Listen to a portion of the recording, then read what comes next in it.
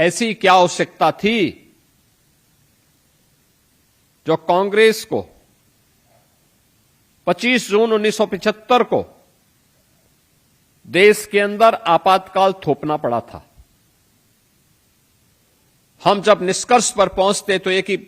निष्कर्ष सामने आता है, केवल अपनी सत्ता को क्षुण्ण बनाए रखने के लिए कांग्रेस ने यह पाप किया था और अपने पाप को छुपाने के लिए कांग्रेस ने उस समय के नौजवानों की आवाज को, राजनीतिक दलों के कार्यकर्ताओं की आवाज को, विभिन्न सामाजिक और सांस्कृतिक संगठनों की आवाज को दबाने की भी कुत्सित चेष्टा की थी। बहनों और भाइयों, संविधान का प्रियम्बल संविधान की आत्मा कही जाती है। जब देश के अंदर लोकतंत्र सस्पेंड किया गया था, न्यायपालिका के अधिकार को सीमित कर दिया गया था, मीडिया को प्रतिबंधित कर दिया गया था, तब रात के अंधेरे में भारत के संविधान के प्रियम्बल को भी बदल दिया गया। आप ये कृत्य देखिए, ये वह कांग्रेस कर रही है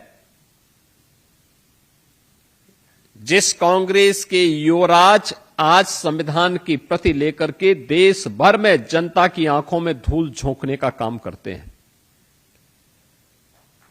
आपने देखा होगा इनके दोहरे आचरण को। इनका यह दोहरा आचरण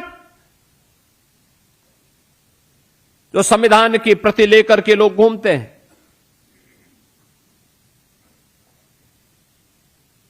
जनता की आंखों में धूल झोंकने का काम करते हैं। लेकिन जब इनको मौका मिला था तब इन्होंने क्या कृत्य किया था, इनके पूर्वजों ने क्या कृत्य किया था, किस प्रकार का अत्याचार ढाया था, कैसे बाबा साहब भीमराव अंबेडकर के द्वारा बनाए गए संविधान की आत्मा को कुचलने का काम किया था। ये किसी से छुपा हुआ नहीं है और इसलिए इन दोहरे चरित्र के लोगों की वास्तविकता जनता जनार्दन के सामने आ सके, आने वाली पीढ़ी के सामने आ सके, इसके लिए प्रधानमंत्री मोदी जी ने देशवासियों को बारंबार इस बात का एहसास कराने के लिए कि जिनकी लोकतंत्र पे कभी निष्ठा नहीं थी, जिन्होंने अपने स्वार्थ के लिए देश के लोकतंत्र को तोड़ा मरोड़ा, दुरुपयोग किया,